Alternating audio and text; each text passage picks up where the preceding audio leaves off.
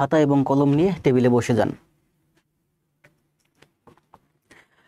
আর যারা এই মুহূর্তে লাইভে যুক্ত আছেন সবাই একটু কমেন্ট দিবেন, ভয়েস ভিডিও সব শতভাগ ক্লিয়ার আছে কিনা। কোথাও ঝামেলা থাকলে অবশ্যই কমেন্ট দিয়ে জানাবেন। না, আমার কাছে মনে হচ্ছে কোথাও ঝামেলা নেই, সবই সুন্দর আছে।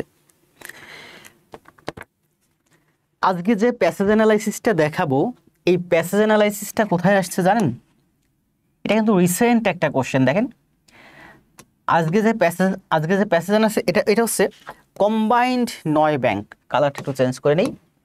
Combined 9 bank and 1 financial institution এর সিনিয়র অফিসারে আসছে। সিনিয়র অফিসার জেনারেলে এক্সাম হেল্ড অন 24/2/2023। 2023 সালে কম্বাইন্ড 9 ব্যাংক এবং একটা ফিনান্সিয়াল ইনস্টিটিউশন এর সিনিয়র অফিসার জেনারেলে আসছে এই প্যাসেজ অ্যানালাইসিসটা। আজকে যেটা আমরা অ্যানালাইসিস করব, একটা প্যাসেজ অ্যানালাইসিস থেকে আমরা কিন্তু অনেক কিছু শিখতে পারি বিভিন্ন সময় বিভিন্ন রকম জায়গা থেকে। যেমন একটা প্যাসেজ অ্যানালাইসিস থেকে অনেক সময় কোশ্চেন অ্যান্সার আসে, একটা প্যাসেজ অ্যানালাইসিস থেকে অনেক সময় আপনার ফিল ইন দ্য ব্ল্যাঙ্কস আসে, একটা প্যাসেজ অ্যানালাইসিস থেকে আপনার অনেক সময় ওয়ার্ড আসে। তো আমরা আজকে মূলত এই যে কম্বাইন্ড 9 ব্যাংক এবং একটা ফিনান্সিয়াল ইনস্টিটিউশন জেনারেল, এটা 2023 সালে এক্সামটা হলো, এখানে যে প্যাসেজ অ্যানালাইসিসটা ছিল এই প্যাসেজটা আজকে আমরা অ্যানালাইসিস করব। এখানে আছে মূলত মেইনলি 5টা 6টা অথবা 7টা কোশ্চেন এবং কোশ্চেনের অ্যান্সার আছে। এই কোশ্চেন প্যাসেজটা অ্যানালাইসিস করে কিভাবে প্যাসেজের ভিতর থেকে কোশ্চেনগুলোর অ্যান্সার করতে হয় সেটা আমরা আজকে শিখব। তো তার আগে সবাইকে অনুরোধ করব, খাতা এবং কলম নিয়ে টেবিলে বসে যান। শুধু ক্লাস দেখলে হবে না, আমার সাথে সাথে খাতায় করতে হবে এবং পুরো ক্লাসটা একটু একটু একটু একটু করে পড়িয়ে পড়িয়ে ভেঙে ভেঙে আমি একেবারে পুরো আপনাদেরকে মুখস্থ করিয়ে দেব। আর এই প্যাসেজ অ্যানালাইসিসটাতে টোটাল মার্কস ছিল আপনার 30 মার্কস ছিল। আপনি ভাবতে পারতেছেন যে একটা প্যাসেজ অ্যানালাইসিস বেশি বড় না, ছোট একটা প্যাসেজ অ্যানালাইসিস, সেখানে 5টা কোশ্চেন আছে। আপনি যদি সুন্দরভাবে অ্যান্সার করতে পারেন, 30-এর মধ্যে 30 না পান, আপনি অন্তত 5টা, তো 5 30 না পেলেও 5 5 25 পাবেন। আবার বলি, আপনি হয়তো 25 26 27 28 29 30ও পেতে পারেন। এইরকম প্যাসেজ অ্যানালাইসিস আপনি 20 দিনে 20টা করেন, 30 দিনে 30টা করেন, দেখবেন হয় 25-এ 25 পাবেন, 30-এ 30 পাবেন। এখন কথা হলো, আপনি ম্যাথে কিংবা অন্য সাইডে আপনি দীর্ঘ সময় প্রচেষ্টা করেও 30 মার্ক উঠাইতে পারবেন না। আপনারা তো আসলে জানেন না যে কোন সাইডে পড়াশোনা করলে দ্রুতই রিটেনে বেশি মার্ক উঠানো যায়। আপনারা সারা বছর শুধু একটা সাইড নিয়ে পড়ে থাকেন, বাংলা নিয়ে পড়ে থাকেন, সাধারণ জ্ঞান নিয়ে পড়ে থাকেন, ম্যাথ নিয়ে পড়ে থাকেন, ইংরেজি পড়ে থাকেন, কি নিয়ে? গ্রামার নিয়ে। শুধু গ্রামার করলে হবে? আপনি ব্যাংকার হবেন, আপনি ক্যাডার হবেন। আপনি রিটেন সাইড অনেক বেশি প্র্যাকটিস করবেন। রিটেন সাইড প্র্যাকটিস করলে গ্রামের সাইড আপনার অটোমেটিক হয়ে যাবে।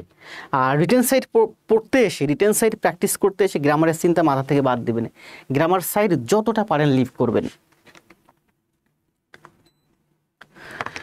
তো আবারও বলি, দেখেন আমি কিন্তু মূলত ব্যাংক এর যে ম্যাথগুলো আছে, ইংলিশ ভার্সন ম্যাথ, এই ম্যাথই দেখাবো। তবে মাঝে মাঝে আসলে হয় কি, পুরো সপ্তাহ জুড়ে 7 দিন আমি যদি 7 দিনে 5টা 6টা 7টা ক্লাস দিই ম্যাথের উপরে, আপনার এই বোর্ড হয়ে যাবেন, ফেড আপ হয়ে যাবেন। এক ধরনের ম্যাথ করতে করতে আপনাদের ভালো লাগবে না। তাই আপনাদেরও আমি বোনাস হিসাবে আমি প্রত্যেক সপ্তাহে না হোক অন্তত একটা ম্যাথের চ্যাপ্টার, যেমন শতকরার উপরে আমি 4টা ক্লাস দিয়েছি, এখন আমি এই যে আজকে প্যাসেজ অ্যানালিসিসের উপর একটা ক্লাস দিই, আগামীকাল ট্রান্সলেশনের উপর একটা ক্লাস দেবো, আর পরশু দিন একটা ফোকাস রাইটিংয়ের উপর একটা ক্লাস দেবো। 3টা ক্লাস দেবো, এরপর আবার আমি ম্যাথে চলে যাব। এরপরে ম্যাথের উপর হয়তো 5টা 6টা 7টা ক্লাস দেবো, 1টা 2টা চ্যাপ্টার শেষ করব। এরপর আমি আবার ইংরেজির উপরে 2-1টা ক্লাস দেবো। এভাবে ইংরেজির উপর ক্লাস দিলে কি হবে, আপনাদের ম্যাথের পাশাপাশি আস্তে আস্তে করে আপনাদের ইংলিশ রিটেন সাইডের দক্ষতাও বাড়তে থাকবে। তো কি আছে, নয়ন পাল শুভ ভাইটা সম্ভবত আজকে নতুন জয়েন করছে, ধন্যবাদ ভাই সাথে থাকার জন্য। আসেন আমরা কথা না বাড়ি আস্তে আস্তে ক্লাসে যাই। আপনাদের কোনো প্রশ্ন থাকলে, জিজ্ঞাসা থাকলে করতে পারেন, করেন। আমাদের স্কোয়ার পেজে দেখছেন কিছুক্ষণ আগে বাংলাদেশ ব্যাংকের অ্যাসিস্ট্যান্ট ডিরেক্টর হিমেল স্যার ক্লাস নিলেন।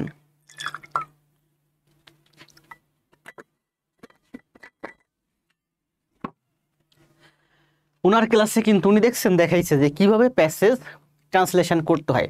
আক্ষরিক অনুবাদ করবেন নাকি ভাবানুবাদ করবেন। তো উনি একজন বাংলাদেশ ব্যাংকের অ্যাসিস্ট্যান্ট ডিরেক্টর। উনার ট্রান্সলেশন করানোর ধরন দেখেন, উনার ট্রান্সলেশনের ধরন, আবার বাংলাদেশ ব্যাংকের জয়েন্ট ডিরেক্টর শাকিল স্যারের ট্রান্সলেশনের ধরন, আমার ট্রান্সলেশন করানোর ধরন, আমাদের ট্রান্সলেশন করানোর ধরন কিন্তু সব একই রকম। আমি সরকারি ব্যাংকে আছি, স্যার বাংলাদেশ ব্যাংকের জয়েন্ট ডিরেক্টর, হিমেল স্যার বাংলাদেশ ব্যাংকের অ্যাসিস্ট্যান্ট ডিরেক্টর। তো আমাদের সবার কিন্তু ট্রান্সলেশন করার ধরন একই রকম, কিন্তু অমুক ভাইয়া তমুক ভাইয়া দেখবেন যে ট্রান্সলেশন করাচ্ছে, ট্রান্সলেশন করা থেকে আপনারা শুধু গোজামিল গ্রামার দেখাচ্ছে, অনেক অনেক রুলস দেখাচ্ছে। রুলস দেখে গ্রামার দেখে আপনি ট্রান্সলেশন শিখতে পারবেন না, প্যাসেজ অ্যানালাইসিস শিখতে পারবেন না। আপনাকে ট্রান্সলেশন করতে হবে, প্রথমে আক্ষরিক অনুবাদ, এরপরে ভাবানুবাদ, আর এইভাবে আপনি ট্রান্সলেশন শিখতে পারবেন, প্যাসেজ অ্যানালাইসিস শিখতে পারবেন। তো কথা না বাড়ি আসেন আমরা সোজা আস্তে আস্তে চলে যাই ক্লাসের ভিতরে। সব ঠিক আছে না ভয়েস ফিডে? জি, আমরা আজকের প্যাসেজটা আস্তে আস্তে ভেঙে ভেঙে একটু একটু একটু করে পড়বো, শুধু পড়বো না, পুরোটা আপনাদেরকে মুখস্থ করে দেব। আপনাদের কাজ হচ্ছে এই পুরো ক্লাসটা আমি ঠিক যেভাবে দেখাবো এইভাবে আস্তে আস্তে খাতায় ক্লাসটা পুরো ক্লাসটা সমাধান করে ক্লাস নোটটা জমা দিবেন। আপনাকে অবশ্যই অবশ্যই ক্লাস নোট দিতে হবে। আমি আপনাদেরকে পড়াবো, আমি আপনাদেরকে শেখাবো, অর্থাৎ খাবারটা আমি রেডি করে আপনাদের সামনে উপস্থাপন করব। কিন্তু আপনারা যদি না খান, আপনারা যদি আমার কাছ থেকে শিক্ষাটা গ্রহণ না করেন, তাহলে কিন্তু এটা কাজে লাগবে না। আপনি ওই যে বলছে যে চাকরি না পাওয়ার আগ পর্যন্ত আপনি ক্লাস করতে পারবেন, 2 বছর 3 বছর 5 বছর 7 বছর আজীবন ক্লাস করতে পারবেন। অল্প টাকা দিয়ে একটা কোর্সে ভর্তি হয়েছেন, লাভ কি বলেন? আপনি ওখানে ভর্তি হয়ে আপনি যদি পড়াশোনাই না করেন, অথচ আপনি 3 মাসের 6 মাসের 1 বছর মেয়াদে একটা কোর্সে ভর্তি হন, সেখানে ভর্তি হয়ে 3 মাস পড়াশোনা করেন, আপনি 100 টাকা দিয়ে 1 মাস মেয়াদি শর্ট একটা কোর্সে ভর্তি হন, ওই 1 মাসে 30টা দিনে 20টা ক্লাস করে, এতে আপনার লাভ আছে। আপনি 1000 টাকা দিয়ে আজীবন মেয়াদে একটা কোর্সে ভর্তি হয়েছেন, কি লাভ? আপনি ক্লাস করলেন না, পড়াশোনা করলেন না। আজীবন তো আপনার দরকার না, আজীবন পড়াশোনা করলে তো আপনার চাকরি হবে না। আপনার চাকরি না পাওয়ার আগ পর্যন্ত পড়াশোনা করতে পারবেন, ওখানে ক্লাস করতে পারবেন, এটা তো আপনার জব হবে না। কারণ আপনার বয়স এখন চলে 25, আপনার বয়স এখন চলে 27, আপনি 30 32 34 পর্যন্ত চাকরির জন্য অ্যাপ্লাই করতে পারবেন, পরীক্ষা দিতে পারবেন। এই দীর্ঘমেয়াদী পরিকল্পনা করে লাভ কি? আপনাকে পরিকল্পনা করতে হবে 1 মাস মেয়াদি, আপনাকে পরিকল্পনা করতে হবে 6 মাস মেয়াদি, 3 মাস মেয়াদি, সর্বোচ্চ 1 বছর মেয়াদি। আসেন আমরা কথা না বলি, আমরা সোজা চলে যাই আস্তে আস্তে ক্লাসে। দেখেন, এটা ছিল প্যাসেজ অ্যানালাইসিস। এটা হচ্ছে কম্বাইন্ড 9 ব্যাংক এবং একটা ফিনান্সিয়াল ইনস্টিটিউশনে এক্সাম হেল্ড হয়েছিল 23-এ। এটা এই এক্সামটা নিয়েছিল হচ্ছে বাংলাদেশ ব্যাংক। দেখেন আস্তে আস্তে আমরা পুরো প্যাসেজটা আস্তে আস্তে পড়বো, তারপরে প্যাসেজ থেকে অ্যান্সারগুলোর উত্তর করব। তবে এই ধরনের প্যাসেজ থেকে অ্যান্সার করতে হলে কোশ্চেন, আবার বলি, এই ধরনের প্যাসেজের থেকে যে কোশ্চেনগুলো থাকে, কোশ্চেনের অ্যান্সার করতে হলে আপনাকে সহজ টেকনিক হচ্ছে আপনি আগে কোশ্চেনগুলো আগে পড়ে আসবেন। আবারও বলি যে কোশ্চেনগুলো আপনি আগে পড়ে আসবেন। দেখেন আমরা কোশ্চেনগুলো একটু আগে পড়ে আসি, তাহলে আমাদের অ্যান্সার করতে সুবিধা হবে। এই দেখেন, এই যে 1 নম্বর কোশ্চেন, এই কোশ্চেনটা কি বলছে? হোয়াট ইজ দ্য কি difference between climate and sense? What is the কি ডিফারেন্স? আপনার এখানে কিন্তু অ্যান্সার আছে, আপনি অ্যান্সারের দিকে আপনার তাকানোর দরকার নেই, শুধুমাত্র এটুকুন দেখেন প্রশ্নে কি বলছে। 1 নম্বরে বলছে হোয়াট ইজ দ্য কি difference between climate and weather. What is the কি ডিফারেন্স, মূল ডিফারেন্স কি ক্লাইমেট এবং ওয়েদারের মধ্যে? অর্থাৎ ক্লাইমেট মানে কি? জলবায়ু, ওয়েদার মানে আবহাওয়া। তো জলবায়ু এবং আবহাওয়ার মধ্যে পার্থক্য কি সেটা আপনাকে বলছে লিখতে। কোথা থেকে লিখবেন? এখানে যে প্যাসেজটা আছে এই প্যাসেজটা পড়ে, প্যাসেজের মধ্যে যে তথ্য আছে সেই তথ্য দিবে, এর বাইরের কোনো তথ্য দিবেন না। 2 নম্বরে কি বলছে দেখেন, 2 নম্বরে বলছে হোয়াট ইজ গ্রিন হাউস। 2 নম্বরে বলছে হোয়াট ইজ গ্রিন হাউস। তাহলে 1 নম্বরে বলছো ক্লাইমেট এবং ওয়েদারের মধ্যে পার্থক্য কি, 2 নম্বরে বলছে যে গ্রিন হাউস কি। 3 নম্বর দেখেন, 3 নম্বরে বলছে how did the earth experience climate change. How did the earth experience climate change over the years. বছরের পর বছর ধরে এই আর্থ, পৃথিবী এক্সপিরিয়েন্সড ক্লাইমেট চেঞ্জ, যে ক্লাইমেট চেঞ্জের যে অভিজ্ঞতা অর্জন করছে সেটা কিভাবে, সেটা ব্যাখ্যা করুন। এই পৃথিবী বছরের পর বছর ধরে ক্লাইমেট চেঞ্জের যে অভিজ্ঞতা অর্জন করছে সেটা কিভাবে ব্যাখ্যা করুন, এই প্যাসেজের মধ্যে আছে। 3 নম্বরে কি বলছে দেখেন, how is the earth getting affected. How is the earth getting affected, পৃথিবী কিভাবে অ্যাফেক্টেড হচ্ছে by green house gas. Green house গ্যাসের দ্বারা কিভাবে পৃথিবী অ্যাফেক্টেড হচ্ছে। তাহলে 1 নম্বরে কি বলছিল? 1 নম্বরে বলছিল যে ক্লাইমেট এবং ওয়েদারের মধ্যে পার্থক্য কি। 2 নম্বরে বলছে গ্রিন হাউস কি। 4 নম্বরে বলছে যে গ্রিন হাউস গ্যাস কিভাবে পৃথিবীকে এফেক্ট করে। আর 3 নম্বরে বলছে যে ক্লাইমেট চেঞ্জের পৃথিবীর অভিজ্ঞতা কি সেটা বর্ণনা করুন। পুরো পৃথিবী যে একটা ক্লাইমেট চেঞ্জের মধ্য দিয়ে যাচ্ছে, এই যে পৃথিবীটা যে ক্লাইমেট চেঞ্জের একটা অভিজ্ঞতা অর্জন করলো বা বিভিন্ন সময় যে ক্লাইমেট চেঞ্জ হলো পৃথিবী দেখলো বা পৃথিবী যে ফেস করলো সেটা বর্ণনা করুন। এরপরে দেখেন 7 নম্বর। 8 নম্বরে কি বলছে, how is farming in developing countries getting affected by global warming. Global warming এর দ্বারা পৃথিবীর ডেভেলপিং কান্ট্রিজ মানে আমাদের মতো দরিদ্র দেশের ফার্মিং কিভাবে এফেক্টেড হচ্ছে গ্লোবাল ওয়ার্মিং দ্বারা। আমাদের মতো আসলে গ্লোবাল ওয়ার্মিংয়ে কি হচ্ছে, আমাদের মতো দরিদ্র দেশগুলো বেশি এফেক্টেড হয়, ধনী দেশ এফেক্ট হয় না, কারণ ওরা কোপ আপ করতে পারে, আমরা আসলে অ্যাডজাস্ট করতে পারি না। তো বলছে ডেভেলপিং কান্ট্রিগুলো ফার্মিং অর্থাৎ কৃষি ব্যবস্থা কিভাবে গ্লোবাল ওয়ার্মিংয়ের কারণে এফেক্টেড হচ্ছে। তারপর এটা কি বলছে, হোয়াট ইজ ইউর কি লেসন ফ্রম দিস টেক্সট। এই টেক্সটটা থেকে আপনি কি শিখলেন, এই টেক্সটটা থেকে আপনি কি শিখলেন। তাহলে দেখেন আমরা শুরু থেকে আর একবার একটু দেখে আসি কোশ্চেনগুলো। তাহলে আমি যখন প্যাসেজটা পড়বো আমার প্যাসেজ থেকে আমার কোশ্চেনের অ্যান্সার করতে হবে। প্রথম লাইনটা পড়বো আমরা আগে। দেখেন প্রথম কোশ্চেনটা কি ছিল, প্রথম কোশ্চেনটা ছিল আমার হোয়াট ইজ দ্য কি difference between climate and weather. Climate এবং ওয়েদারের মধ্যে পার্থক্য কি। আসেন এবার কোশ্চেনটা পড়লাম, তাহলে এবার প্যাসেজের মধ্যে আসেন, প্যাসেজ পড়ি আস্তে আস্তে। দেখেন প্যাসেজে কি বলছে দেখেন,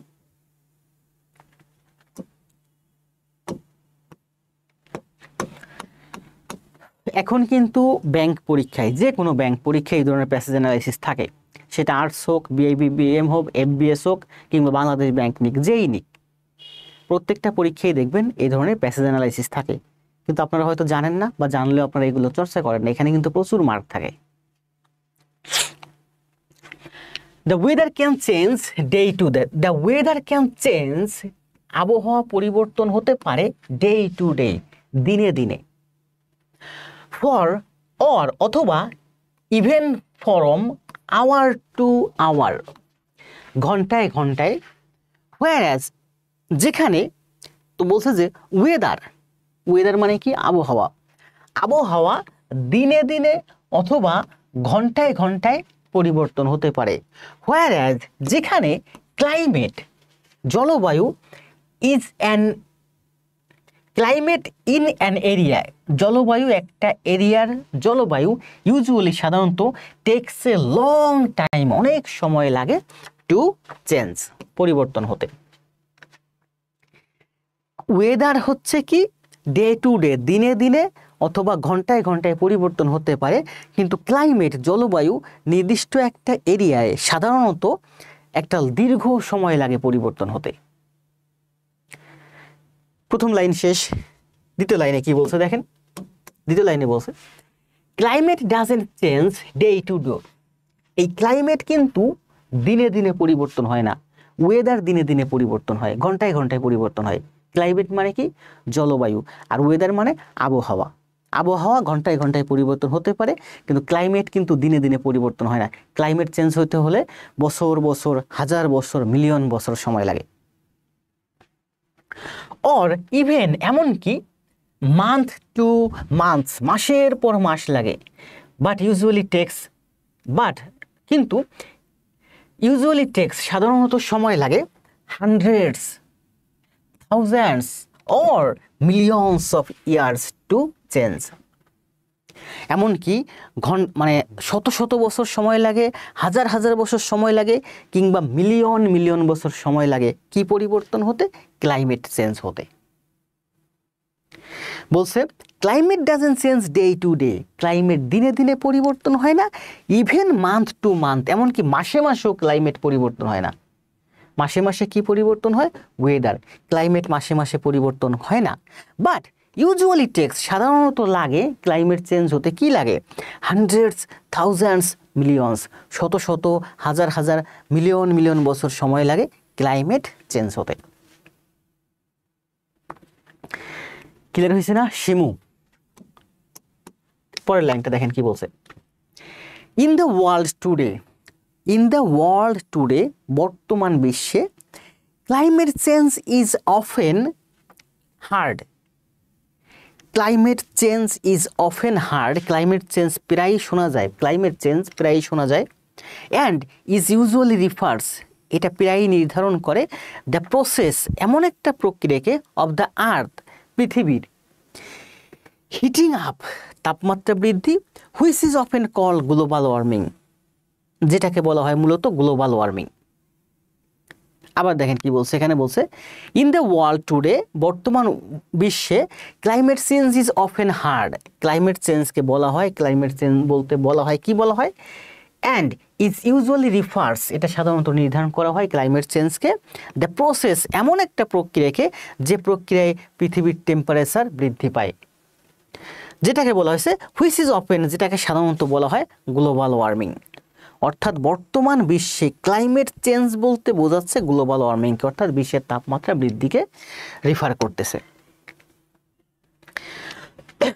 পরের লাইনে কি বলছে দেখেন, most people can agree on the weather, বেশিরভাগ মানুষ আবহাওয়ার সাথে অ্যাগ্রি করে, আবহাওয়া পরিবর্তনের সাথে অ্যাগ্রি করে। বাট সামটাইমস, মাঝে মাঝে, climate change or global warming, জলবায়ু পরিবর্তন অথবা বৈশ্বিক যে তাপমাত্রা বৃদ্ধি, লিডস টু ডিসএগ্রিমেন্ট, এটা নিয়ে মানুষের মধ্যে মতভেদ বা মতপার্থক্য দেখা দেয়। ওয়েদার নিয়ে যদিও বেশিরভাগ মানুষ অ্যাগ্রি করে, কিন্তু ক্লাইমেট চেঞ্জ বা গ্লোবাল ওয়ার্মিং নিয়ে মানুষের মধ্যে অনেক কি মতভেদ, মতপার্থক্য আছে। তাহলে আমরা দেখেন প্রথম প্যাসেজটা পড়লাম। এবার দেখেন আমরা কোশ্চেনে যাই, এখানে কিন্তু 1 নম্বর কোশ্চেনের অ্যান্সার আছে। দেখেন 1 নম্বর কোশ্চেনটা কি ছিল, হোয়াট ইজ দ্য কি difference between climate and weather. প্রথম যে প্যাসেজটা পড়লাম সেখান থেকে আমরা 1 নম্বর কোশ্চেনে অ্যান্সার পাইছি। অ্যান্সারটা কি পেলাম দেখেন, ক্লাইমেট এবং ওয়েদারের মধ্যে পার্থক্য কি বলা হয়েছে, weather refers to short term change in the atmosphere, weather refers to short term change in the atmosphere, আমাদের যে অ্যাটমসফিয়ার আছে এই অ্যাটমসফিয়ারের শর্ট টার্ম চেঞ্জ হচ্ছে ওয়েদার, আবহাওয়া। বাট হোয়ারাজ, যেখানে ক্লাইমেট ডেসক্রাইবস, ক্লাইমেট ব্যাখ্যা করে, ক্লাইমেট বলতে বোঝায় হোয়াট, তা, দ্য ওয়েদার ইজ লাইক, এমন একটা ওয়েদার, সেই ওয়েদারটাকে বোঝায় over a long period of time, দীর্ঘ সময়ের, a long period of time, ব্যাপক সময়কে বোঝায়, ব্যাপক সময়ের উপরকে বোঝায়, ইন এ স্পেসিফিক এরিয়া, নির্দিষ্ট একটা এরিয়ায়। তাহলে বলছে যে ওয়েদার বলতে বোঝায় একটা শর্ট টার্ম চেঞ্জ, অ্যাটমসফিয়ার মানে আমাদের এই পরিবেশ প্রকৃতি, আমাদের এই অ্যাটমসফিয়ার মানে কি, আমাদের এই বায়ুমণ্ডল, আবহাওয়া মণ্ডল। তো আমাদের এই অ্যাটমসফিয়ারের শর্ট টার্ম চেঞ্জটা হলো আমার ওয়েদার, আর এর লং পিরিয়ড অফ টাইমে যে পরিবর্তন ঘটে সেটাই হলো আমার ক্লাইমেট। 1 নম্বরের অ্যান্সার করলাম, এই অ্যান্সারটুকু লিখতে পারলে আপনি, এটা কিন্তু 6 মার্ক, 6-এর মধ্যে 6 পাইবেন কিংবা 6-এর মধ্যে 5 পাইবেন। কত মার্ক লুকানো ওখানে দেখছেন। এবার দেখেন 2 নম্বর কোশ্চেনটা কি ছিল, 2 নম্বর কোশ্চেনটা ছিল what is green house, green house কি। আপনি এই ধরনের অ্যান্সার করার সময় আগে প্রশ্নটা পড়বেন, তারপরে প্যাসেজে যাবেন। আসেন প্যাসেজের ভিতর আমরা খুঁজি হোয়াট ইজ গ্রিন হাউস। আচ্ছা আমরা আরেকটা প্রশ্ন করি, 2টা প্রশ্ন। 2 নম্বর বলছে হোয়াট ইজ গ্রিন হাউস, আর তারপরেরটায় বলছে যে how did the earth experience climate change over the years, বছরের পর বছর পৃথিবী কিভাবে এই ক্লাইমেট চেঞ্জ যেটা আছে এটা ফেস করতেছে। 2টা জিনিস। আচ্ছা দেখি আমরা প্যাসেজের ভিতর খোঁজার ট্রাই করি।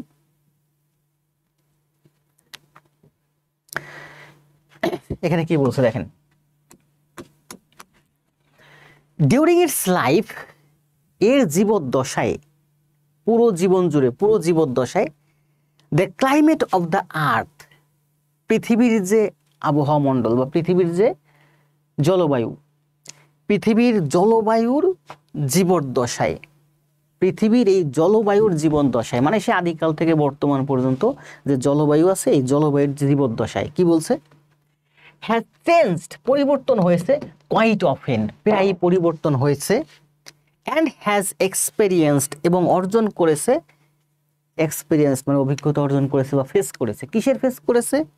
অ্যান্ড আইস এজ, সেই বরফ যুগ, সারা পৃথিবী জুড়ে একসময় বরফ যুগ ছিল, সেটা ফেস করেছে, এক্সপিরিয়েন্স করেছে। কে এক্সপিরিয়েন্স করেছে?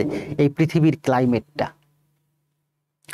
ওয়ার্মিং গরম, অর্থাৎ কখনো পৃথিবী ঠান্ডা হয়েছে, আবার পুরো পৃথিবী কখনো প্রচুর গরম হয়েছে, সেটাও এক্সপিরিয়েন্স করেছে কে? এই পৃথিবীর ক্লাইমেটটা। অ্যান্ড এভরিথিং ইন বিটুইন, এবং এই আইস এবং ওয়ার্মিং এর মধ্যে, বিটুইন এর মধ্যে যা কিছু ছিল সবই এই পৃথিবীর ক্লাইমেট তার জীবদ্দশায় ফেস করেছে। এরপরে কি বলছে দেখেন, ইট ইজ প্রুভেন দ্যাট, এটা প্রমাণ, it is proven fact that, এটা প্রমাণিত সত্য যে, দ্য আর্থস অ্যাভারেজ টেম্পারেচার, পৃথিবীর গড় তাপমাত্রা has increased about 1.33 degree Fahrenheit over the past 100 years. গত 100 বছরে পৃথিবীর অ্যাভারেজ টেম্পারেচার 1.33 ডিগ্রি সেলসিয়াস বৃদ্ধি পেয়েছে। বিটুইন মধ্যে, কিসের মধ্যে? দ্য 1900s অ্যান্ড 2000s, 1900 সাল থেকে 2000 সালের মধ্যে, এই 100 বছরের মধ্যে পৃথিবীর তাপমাত্রা, পৃথিবীর গড় তাপমাত্রা 133 ডিগ্রি ফারেনহাইট বৃদ্ধি পেয়েছে। 133 না, 1.33 ডিগ্রি ফারেনহাইট বৃদ্ধি পেয়েছে। এটা প্রুভেন ফ্যাক্ট, প্রকৃতই সত্য, প্রমাণিত সত্য। তাহলে দেখেন এখানে আমরা একটা কোশ্চেনের অ্যান্সার পাইছি, সেটা হলো এই 3 নাম্বার কোশ্চেনের অ্যান্সার পেয়েছি। এটা বলছে হোয়াট ইজ, না গ্রিন হাউস, না গ্রিন হাউস এখনো এইটা পাইছি, যে বলছে যে how did the earth experience climate change over the years, বছরের পর বছর ধরে পৃথিবীর যে ক্লাইমেট আছে সে যে অভিজ্ঞতা অর্জন করলো, আর্থ এক্সপিরিয়েন্স করলো, কি এক্সপিরিয়েন্স করলো দেখেন সেটার ব্যাখ্যাই হচ্ছে এখানে আছে। কি বলছে দেখেন, ওভার দ্য ইয়ার্স, বছরের পর বছর ধরে, the earth has experienced, earth face করছে, কি ফেস করছে? গ্রাজুয়াল, কখনো ধীরে ধীরে, আবার কখনো ড্রামেটিক, খুব দ্রুত climate change over the hundreds, thousands, even millions of years. শত বছরে, হাজার বছরে, কিংবা মিলিয়নস বছরে এই পৃথিবীর ক্লাইমেট কখনো গ্রাজুয়াল ধীরে ধীরে, কখনো খুব দ্রুত ড্রামেটিক মানে নাটকীয়, বৈপ্লবিক ক্লাইমেট চেঞ্জ ফেস করছে। কে ফেস করছে? এই পৃথিবীর যে ক্লাইমেট আছে। এরপরে বলা আছে ইনক্লুডিং, যার মধ্যে আছে যেমন আইস এজ, সেই বরফ যুগ, সারা পৃথিবী জুড়ে বরফ যুগ ছিল, সেটাও ফেস করছে। অ্যান্ড পিরিয়ডস অফ ওয়ার্মিং, গরমের যে একটা ব্যাপক সময়কাল ছিল সেটাও ফেস করছে। এরপরে কি বলেছে, ওভার দ্য পাস্ট 100 ইয়ার্স, গত 100 বছরে, between 90s two 2000s, 1900s two 2000s, 1900 সাল থেকে 2000 সাল পর্যন্ত এই 100 বছরের মধ্যে earth average temperature has significantly increased about 1.33 degree Fahrenheit. তো বলছে, প্রশ্নে বলছি যে পৃথিবীর ক্লাইমেট চেঞ্জ, যে পৃথিবীর আর্থ, পৃথিবী যে এক্সপিরিয়েন্সড করলো, কিভাবে এক্সপিরিয়েন্সড করলো? আমরা এখানে 2টা লাইন ব্যাখ্যা করছি যে শত শত হাজার হাজার বছরের মধ্য দিয়ে যখন পৃথিবী গেছে, সেই পৃথিবীর ক্লাইমেট, সে আইসেস থেকে শুরু করে গরমের সময়কাল, পুরো সময়টা জুড়ে সে এক্সপিরিয়েন্স করছে, ফেস করছে। এবং 1900 সাল থেকে এই 2000 সাল পর্যন্ত এই 100 বছরে পুরো পৃথিবীর টেম্পারেচার 1.33 ডিগ্রি ফারেনহাইট চেঞ্জ হয়েছে। এটুকু আপনি লিখতে পারলে 5-এ 5, 6-এ 6 একটা কোশ্চেনের উত্তর।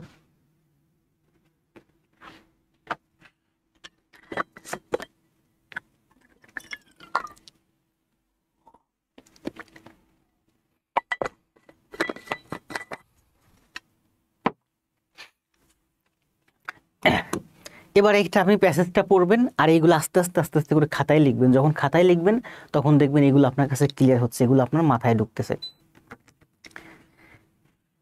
2 নম্বর কোশ্চেনটা কি ছিল, হোয়াট ইজ গ্রিন হাউস? দেখেন প্যাসেজের মধ্যে আসেন, আমরা পড়ি আস্তে আস্তে।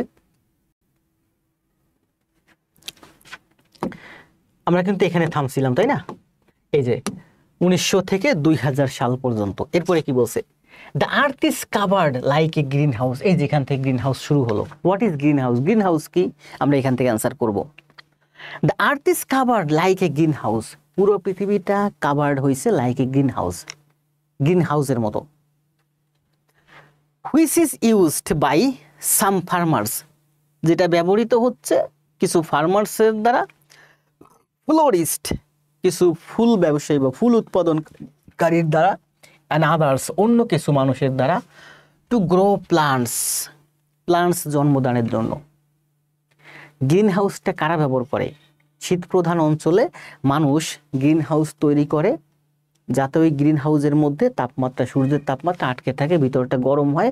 ওই গরম জায়গায় যারা ফার্মাররা কৃষিকাজ করতে পারে, ফ্লোরিস্টরা ফুল উৎপাদন করতে পারে, এবং অন্যান্য মানুষ গ্রো প্লান্টস উদ্ভিদ জন্মদানের জন্য এই গ্রিন হাউসটা ব্যবহার করে।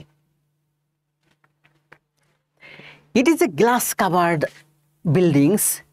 এটা হচ্ছে একটা গ্লাস কাভার্ড বিল্ডিং। গ্রিন হাউসটা হচ্ছে একটা glass covered building that absorbs, যেটা শোষণ করে the heat from the sun. একটা glass covered house that absorbs the heat from the sun. সূর্যের থেকে যে সানলাইট আসে সেটা অ্যাবজর্ব করে, শোষণ করে আটকে রাখে।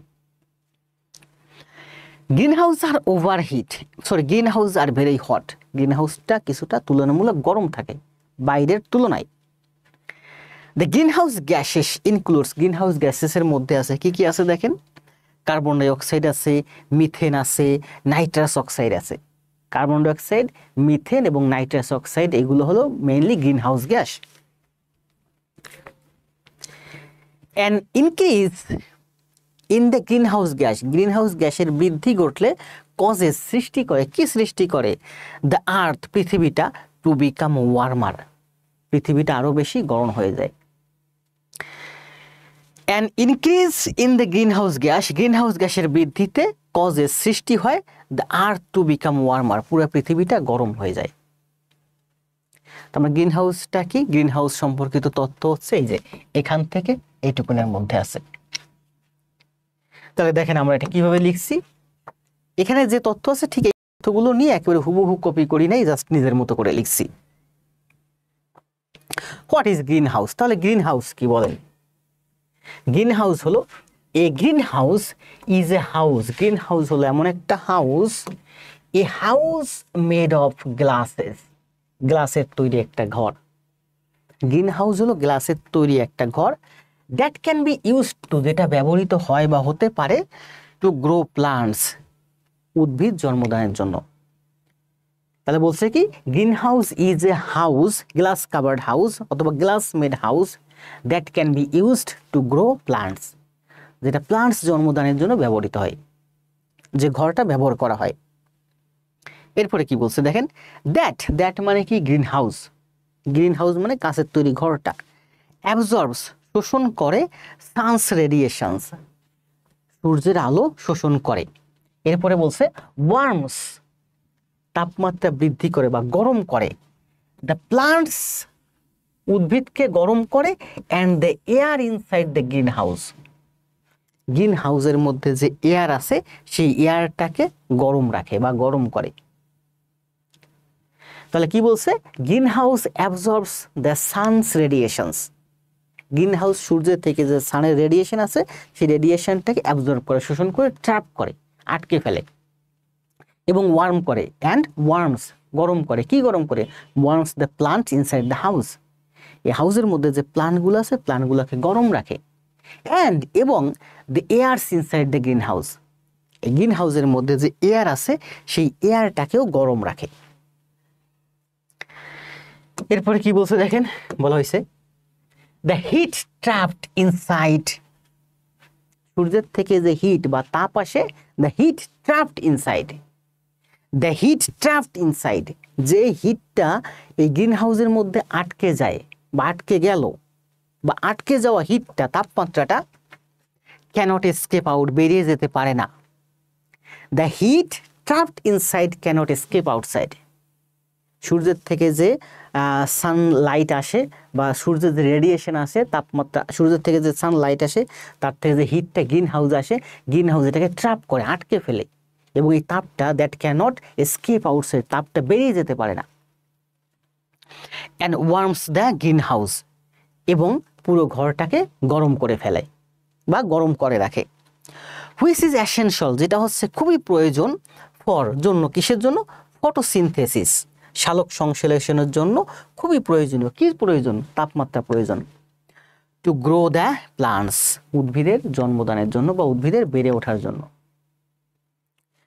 তাহলে উদ্ভিদের বেড়ে ওঠার জন্য ফটোসিনথেসিস দরকার। এই ফটোসিনথেসিসের জন্য এসেনশিয়াল, খুবই এসেনশিয়াল হচ্ছে হুইচ, মানে গ্রিন হাউস।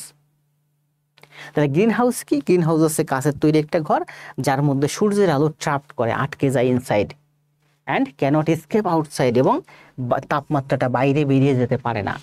বাইরে বেরিয়ে না যেতে পারলে কি হয়? তাপমাত্রা শুধু ট্র্যাপড হয় কিন্তু এসকেপ করতে পারে না। এতে ভিতরের তাপমাত্রা ওয়ার্মস হয়, আস্তে আস্তে worms the green house gas, worms the green house, পুরো হাউসটা আস্তে আস্তে গরম হতে থাকে। তাহলে হোয়াট ইজ গ্রিন হাউস? এই যে দেখেন, এই কোশ্চেনের অ্যান্সারটা কিন্তু আমি এখানে নিজের মতো করে লিখছি। অ্যান্সারটা কিন্তু পুরোটা নেওয়া হয়েছে কোথা থেকে? প্যাসেজ থেকে। এইটুকুন আপনি লিখতে পারলে 6-এর মধ্যে 6 মার্ক। ভাবতে পারতেছেন এখানে কিন্তু প্রচুর মার্ক, কিন্তু আমরা জানি না এখানে প্রচুর মার্ক আছে। এখন ব্যাংকের যে কোনো পরীক্ষায় দেখবেন যে সব জায়গায় প্যাসেজ অ্যানালাইসিস থাকে, একটা প্যাসেজ থাকে, তার থেকে কতগুলো কোশ্চেন থাকে, কোশ্চেনগুলোর অ্যান্সার দিতে হয়। আপনি কি এগুলো প্র্যাকটিস করেন? করেন না। সারা বছর সাধারণ জ্ঞান, বাংলা, তারপরে এই যে ম্যাথ, শুধু এইগুলো নিয়ে, আর ইংলিশ পড়েন কি? শুধুমাত্র গ্রামার নিয়ে পড়ে থাকেন। ইংলিশ রিটেন সাইড পড়তে হবে, রিটেন সাইড না পড়লে ব্যাংকার ক্যাডার হতে পারবেন না। নেক্সট, তাহলে আমরা 3টা কোশ্চেনের অ্যান্সার পেলাম। 4 নম্বর কোশ্চেন, এই কোশ্চেনের অ্যান্সারটা তো আমরা আগেই সমাধান করলাম। এখানে বলছে কি, how is the earth getting affected, পুরো পৃথিবী কিভাবে অ্যাফেক্টেড হচ্ছে by green house gas. Green house গ্যাসের দ্বারা পুরো পৃথিবী কিভাবে অ্যাফেক্টেড হচ্ছে। কিসের কথা বলছে এবার? গ্রিন হাউস গ্যাসের কথা বলছে। গ্রিন হাউস গ্যাসের দ্বারা পুরো পৃথিবী কিভাবে অ্যাফেক্টেড হচ্ছে। আসেন আমরা কোশ্চেনের প্যাসেজের মধ্যে খোঁজার ট্রাই করি। আমরা এতক্ষণ পড়লাম হচ্ছে কি পড়লাম? গ্রিন হাউস পড়লাম, তাই না?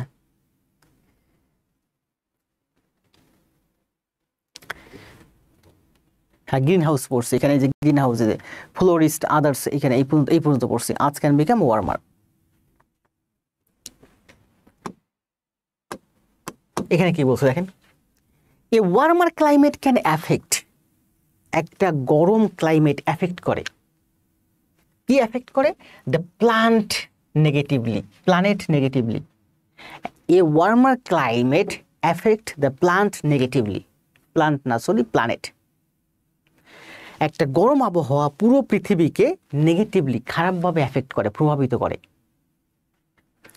ইট কুড লিড, এটা পরিচালিত করতে পারে, হেভিয়ার প্রেসিপিটেশন, ব্যাপক বৃষ্টিপাত। প্রেসিপিটেশন মানে হচ্ছে ঘনীভূত হওয়া, কনডেন্স হওয়া, এবং তার ফলে বৃষ্টিপাত ঘটানো। আনইউজুয়াল সিজনাল চেঞ্জ, অনিয়মিত, মানে বর্ষার সময় শীত, শীতের সময় গরম, এরকম seasonal change. Unusual seasonal change. Heat wave, heat মানে কি? গরম, গরমের যে একটা প্রবাহ, এগুলো হতে পারে কিসের কারণে? এই গ্রিন হাউস গ্যাস এফেক্টের কারণে বা গ্লোবাল ওয়ার্মিং এর এফেক্টের কারণে, এটসেট্রা, এগুলো। ফার্মিং ইন ডেভেলপিং কান্ট্রিজ, উন্নয়নশীল দেশগুলোতে ফার্মিং মানে কৃষি ব্যবস্থা ফেস করে, কি ফেস করে? Increased rains. উন্নয়নশীল দেশগুলোর ফার্মিং কৃষি ব্যবস্থা ইনক্রিজড রেইনস ফেস করে, কি ফেস করে? বৃষ্টিপাত বৃদ্ধি। বৃষ্টিপাত বৃদ্ধি হলে কি হয়? ফ্লাডস হয়, অ্যান্ড ড্রট, এবং খরা ফেস করে। প্লাস এছাড়াও বলছে যে কৃষিকাজ, উন্নয়নশীল দেশের কৃষিকাজগুলো ফেস করে, কি ফেস করে? প্রচুর বৃষ্টিপাত, ফ্লাডস এবং ড্রট, খরা এবং বন্যা। প্লাস এছাড়াও কি বলছে দেখেন, সার্টেন কাইন্ডস অফ ফুডস, নির্দিষ্ট কিছু কিছু ফুড, খাবার items, food items may become স্কার্স, বিরল হয়ে যায়, খুঁজে পাওয়া যায় না। যদি মনে করেন উন্নয়নশীল দেশগুলোর কৃষি ব্যবস্থা যদি প্রচুর বৃষ্টিপাত ফেস করে, ফ্লাড ফেস করে, ড্রট ফেস করে, তাহলে মহামারী দেখা দিবে, খাবার উৎপাদন হবে না। সেটাই বলছে যে কিছু কিছু খাবার বিকামস স্কার্স, মানে বিরল হয়ে যায় আর খুঁজে পাওয়া যায় না, অর আনএভেইলেবল, অথবা দুষ্প্রাপ্য হয়ে যায়, অপ্রাপ্য হয়ে যায়, যেটা আমরা আর সহজে পেতে পারি না। অর মোর এক্সপেন্সিভ, অথবা যদিও এটা পাওয়া যায়, মনে করেন খাদ্যই, আমাদের দেশে চালের অভাব পড়ে, যদিও চাল বা ধান উৎপাদন হয়, পাওয়া যায়, কিন্তু সেটা কম, যেটা অনেক এক্সপেন্সিভ হয় ফর পিপল, সাধারণ মানুষের জন্য, টু পারচেস, ক্রয় করার জন্য। এরপরে কি বলছে দেখেন, মেনি সায়েন্টিস্ট বিলিভস, অনেক অনেক সায়েন্টিস্ট বিশ্বাস করে যে ইট is a result of human behaviour, এই যে গ্লোবাল ওয়ার্মিং হচ্ছে, এটা হচ্ছে a result of human behaviour, মানুষের আচরণের ফল, মানুষের আচরণের ফলই হচ্ছে এই global warming. And changing some of those behaviour, এই ধরনের বিহেভিয়ার চেঞ্জ করার মাধ্যমে will have a positive effect, একটা ভালো ইফেক্ট হতে পারে ওয়ান ক্লাইমেট চেঞ্জ, আবহাওয়া পরিবর্তনের উপরে, অ্যান্ড গ্লোবাল ওয়ার্মিং। এই যে বিশ্বব্যাপী যে ক্লাইমেট চেঞ্জ এবং গ্লোবাল ওয়ার্মিং হচ্ছে, কিছু কিছু সায়েন্টিস্ট, কিছু কিছু মানুষ সায়েন্টিস্ট বিশ্বাস করে যে এগুলো হচ্ছে রেজাল্ট অফ হিউম্যান বিহেভিয়ার, এগুলো মানুষের ব্যবহারের ফল। And changing some of those behaviour, এই ধরনের কিছু বিহেভিয়ার আমরা যদি চেঞ্জ করি, তাহলে আমাদের পৃথিবীতে একটা পজিটিভ ইফেক্ট, একটা ভালো ইফেক্ট পড়তে পারে।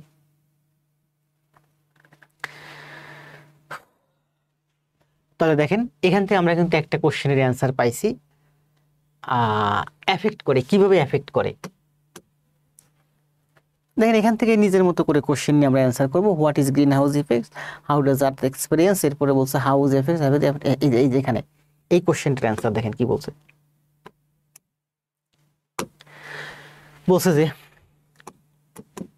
How is the earth getting affected, পুরো পৃথিবী কিভাবে এফেক্টেড হচ্ছে by greenhouse effects, green house গ্যাসের দ্বারা। দেখেন কি বলছে, the main green house gases are carbon dioxide, methane and nitrous oxide. এটা আমরা কিন্তু প্যাসেজের মধ্যে মাত্রই পড়লাম। এই তিনটা হচ্ছে main green house gas, and mostly comes from human activities. সায়েন্টিস্টরা বিশ্বাস করে যে এগুলো মানুষের ব্যবহারের কারণেই, এই মানুষের হিউম্যান অ্যাক্টিভিটিস, মানুষের আচরণের কারণে, মানুষের কর্মকাণ্ডের কারণেই, লাইক যেমন বার্নিং ফসিল ফুয়েলস, জীবাশ্ম জ্বালানি, ডিফরেস্টেশন, গাছপালা কেটে ধ্বংস করা, অ্যান্ড ইন্ডাস্ট্রিয়াল পলিউশন, আমরা ইন্ডাস্ট্রিয়াল পলিউশন উৎপাদন করতেছি, ইন্ডাস্ট্রিয়াল পলিউশন করতেছি, এই সব মানুষের অ্যাক্টিভিটির কারণেই এই তিনটা গ্যাস কি করতেছে, বেশি বেশি এমিশন হচ্ছে। এরপরে কি বলছে দেখেন, and increase in the green house gas, এবার গ্রিন হাউস গ্যাস যখন ইনক্রিজ হয়, কজ সৃষ্টি করে, কি সৃষ্টি করে, দ্য আর্থ, এই পৃথিবীটা, to become warmer. Green house gas যখন ইনক্রিজ হয়, সেটা সৃষ্টি করে পুরো পৃথিবীর টেম্পারেচারকে ওয়ার্মার করে তোলে, গরম করে তোলে। এই ওয়ার্মার ক্লাইমেট, একটা গরম আবহাওয়া বা একটা গরম জলবায়ু, can affect the planet negatively. একটা গরম climate, warmer climate can affect the planet negatively, পুরো পৃথিবীটাকে নেগেটিভলি অ্যাফেক্ট করতে পারে। লাইনের ভিতরে মাত্র বললাম না, মানুষের ব্যবহারের কারণেই এই ক্লাইমেটটা বা পুরো পৃথিবীটা, গ্লোবাল ওয়ার্মিংটা নেগেটিভলি পৃথিবীটাকে অ্যাফেক্ট করতেছে।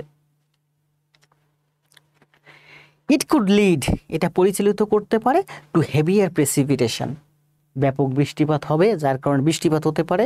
আনইউজুয়াল সিজনাল চেঞ্জ, মানে অনিয়মিত ঋতু পরিবর্তন হতে পারে বা ঋতু পরিবর্তন হয়। হিট ওয়েভ, হিট ওয়েভ মানে কি, গরমের যে একটা প্রবাহ, গরম প্রবাহ এটসেট্রা, এগুলো ঘটতে পারে।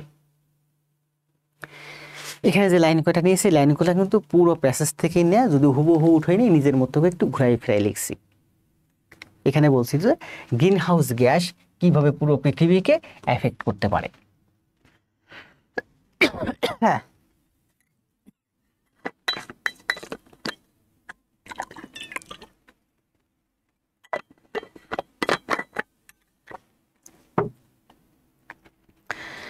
বুঝতেছেন কে কে একটু কমেন্ট দেন তো। ইংলিশ রিটেন ক্লাস তো একটু হিমেল স্যার নিল, এগুলো আসলে তিতা ক্লাস, তারপরে করতে হয় আস্তে আস্তে। সব থেকে ভালো হয় পুরো ক্লাসটা আমি যখন বোঝাবো, এরপরে আপনি যখন টেবিলে বসবেন খাতা কলম নিয়ে আস্তে আস্তে বসে বসে ধীরে ধীরে লাইন বাই লাইন পড়বেন আর খাতায় লিখবেন, তখন দেখবেন এই কনসেপ্টগুলো অনেক ক্লিয়ার হবে আপনার। এই মুহূর্তে এত বড় একটা প্যাসেজ শুধু চোখ বুলাই যাবেন, কারণ আপনি মাথায় ধরতে পারবেন না এতটা।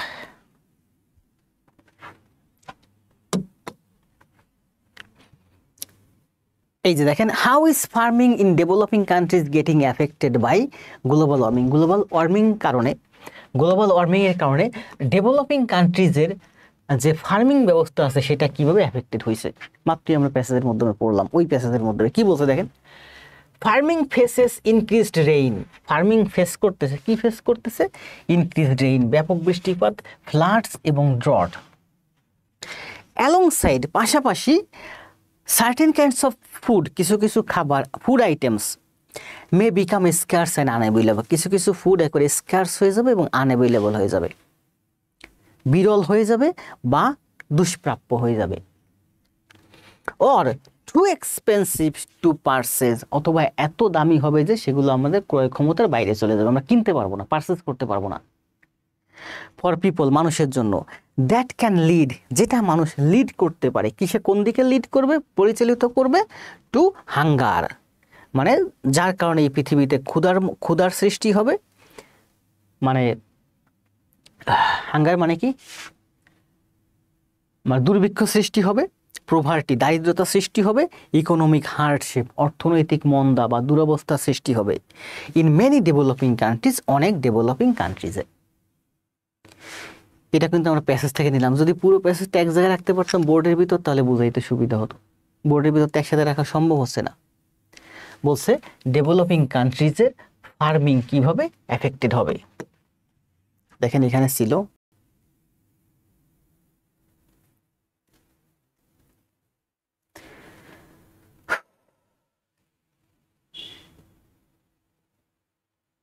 এই যে এখানে ছিল, এই যে এখানে ছিল farming in the developing countries. Developing effect কিভাবে এফেক্ট হবে, face increased rains, floods and droughts, plus certain kinds of foods items may become scarce and unavailable, এরকম হয়ে যাবে, অথবা মোর এক্সপেন্সিভ, দামি হয়ে যাবে, যেটা মানুষ ক্রয় ক্ষমতার বাইরে চলে যাবে, কিনতে পারবে না। এই পর্যন্ত আর তথ্য নাই এখানে, কিন্তু আমি এরপর আরো একটা লাইন বৃদ্ধি করে দিছি, যার কারণে পৃথিবীতে that can leads to hunger, poverty and economic hardship.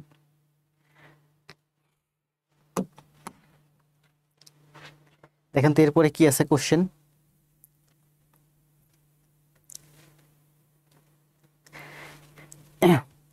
এটা হচ্ছে লাস্ট কোশ্চেন। আমাদের ক্লাস কিন্তু শেষের পথে চলে আসছি, মাত্র 45 মিনিট ক্লাস হলো। কি বলছে দেখেন, হোয়াট ইজ ইউর কি লেসন ফ্রম দ্য টেক্সট। এই যে পুরো টেক্সটটা আপনি পড়লেন, টেক্সটটা থেকে আপনি কি শিখলেন? আমাদের কি টেক্সটটা বাকি আছে পড়তে? আর একটু বাকি আছে আমাদের মনে, আরেকটু পড়ে আসি দেখি।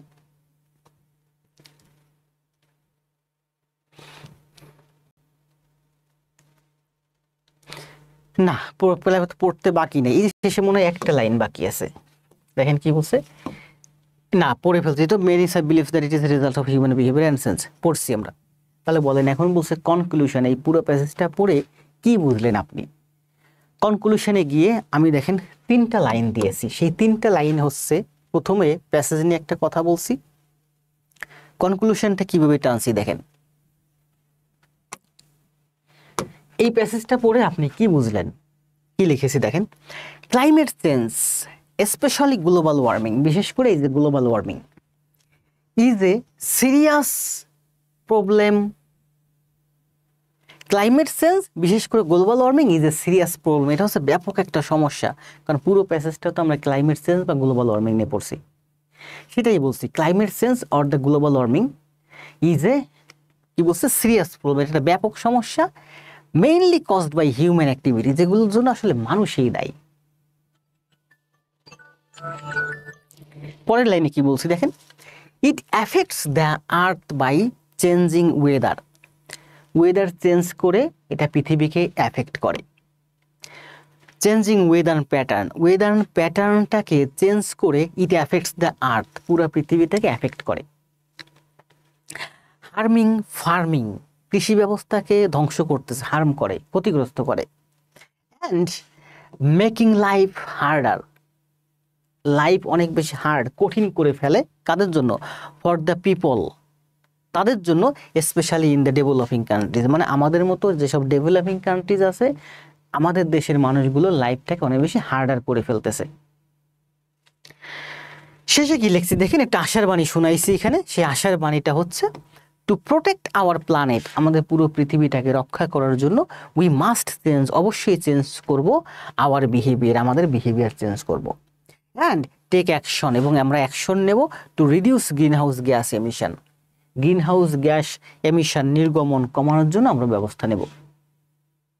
তাহলে প্রথমে এই দেখেন, এই পুরো প্যাসেজটা পড়ে কনক্লুশনে এসে কত সুন্দর কয়েকটা বাক্য দিয়েছি, 4টা বাক্য দিয়েছি। প্রথম বাক্যে বলছি যে গ্লোবাল ওয়ার্মিং হচ্ছে ব্যাপক একটা সমস্যা, এই সমস্যার জন্য হচ্ছে আমরা নিজেরাই দায়ী, আমাদের অ্যাক্টিভিটি দায়ী।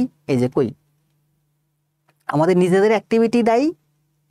এরপরে বলছে এই যে গ্লোবাল ওয়ার্মিং যে হচ্ছে, এর কারণে কি হচ্ছে, বিশ্বের আবহাওয়া চেঞ্জ হচ্ছে, যার কারণে আমাদের সব দিক থেকে আমরা ক্ষতিগ্রস্ত হচ্ছি, বিশেষ করে আমাদের মতো দরিদ্র ডেভেলপিং দেশে। তাহলে আমাদের কি করতে হবে, আমাদের পুরো পৃথিবীটাকে রক্ষা করার জন্য আমাদের যে অ্যাক্টিভিটি আছে, আমাদের যে বিহেভিয়ার আছে, আমাদের যে কাজকর্ম আছে, এইগুলোকে চেঞ্জ করতে হবে, এবং এই পৃথিবীকে রক্ষা করে গ্রিন হাউস গ্যাস এমিশন নিঃসরণ নির্গমন এগুলো কমানোর জন্য আমাদেরকে অবশ্যই কি করতে হবে, অ্যাকশন নিতে হবে। আশা করি বুঝছেন, যতটুকুন বোঝার ততটুকুন বুঝছেন, যে যতটুকুন বুঝেন সে ঠিক ততটুকুন বুঝছেন। এখন এই পুরো প্যাসেজটা আস্তে আস্তে করে পড়বেন এবং খাতায় লিখবেন, দেখবেন যে কনসেপ্টটা ক্লিয়ার হবে তখন।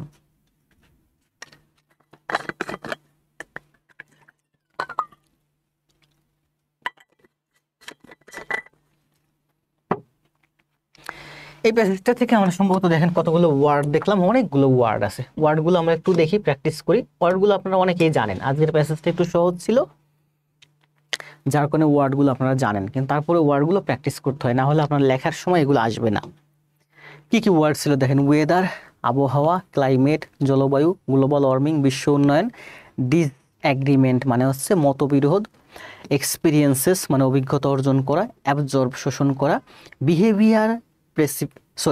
হ্যাভিয়ার প্রেসিপিটেশন ব্যাপক বৃষ্টিপাত, আনইউজুয়াল সিজনাল চেঞ্জ অস্বাভাবিক ঋতু পরিবর্তন, হিট ওয়েভ তাপ তরঙ্গ বা তাপের প্রবাহ, আনঅ্যাভেইলেবল মানে হচ্ছে অপ্রাপ্য, যা সহজে পাওয়া যায় না। ক্লাস শেষ করে দেবো, দ্রুত কষ্ট হয়ে যাচ্ছে একটা না বকবক করতে করতে। এগুলো আপনারা সুন্দর করে খাতায় লিখবেন। কি বলছে, আনঅ্যাক্সেসিবল অগম্য, যা সহজে, যেখানে সহজে আমরা অ্যাক্সেস করতে পারি না, ঢুকতে পারি না, প্রবেশ করতে পারি না, অগম্য। মোর এক্সপেন্সিভ অনেক দামি, আরও দামি। হিউম্যান বিহেভিয়ার মানুষের আচরণ, সানস রেডিয়েশনস সূর্যের বিকিরণ, হিট ট্র্যাপড তাপ আটকে থাকা বা আটকে যাওয়া, ট্র্যাপ মানে ফাঁদে আটকে যাওয়া, ট্র্যাপ মানে হচ্ছে ফাঁদ। এসকেপ আউট পলায়ন করা বা পাশ কাটানো, এসকেপ মানে ওই যে সূর্যের রেডিয়েশন কাছের ঘর থেকে এসকেপ আউট করতে পারে না, বেরিয়ে যেতে পারে না। এসেনশিয়াল ফটোসিনথেসিস প্রয়োজনীয় সালোক সংশ্লেষণ। গ্রাজুয়াল মানে ধীরে ধীরে, ড্রামেটিক মানে হঠাৎ করে, নাটকীয়। পিরিয়ডস অফ ওয়ার্মিং গরমের সময়কাল, উষ্ণায়নের সময়কাল। সিগনিফিক্যান্টলি ইনক্রিজড উল্লেখযোগ্যভাবে বৃদ্ধি পায় বা বৃদ্ধি পেয়েছিল। এই পর্যন্তই শেষ আজকে ক্লাস। দেখেন এখানে কি বলছে, ফসিল ফুয়েলস মানে হচ্ছে জীবাশ্ম জ্বালানি। ডিফরেস্টেশন বন ধ্বংস করা, আমরা যে বন উজাড় করি বা বন জঙ্গল যে কেটে ফেলতেছি। ইন্ডাস্ট্রিয়াল পলিউশন শিল্প দূষণ, অ্যালং সাইড পাশাপাশি, স্কার্স অ্যান্ড আনঅ্যাভেলেবল দুর্লভ এবং অপ্রাপ্য। এক্সপেন্সিভ টু পারচেস ক্রয় করার জন্য খুবই দামি বা ক্রয় ব্যয়বহুল। ইকোনমিক হার্ডশিপ অর্থনৈতিক দুরবস্থা বা অর্থনৈতিক মন্দা। চেঞ্জিং ওয়েদার প্যাটার্ন আবহাওয়ার যে ধরন আছে সেটা চেঞ্জ হয়।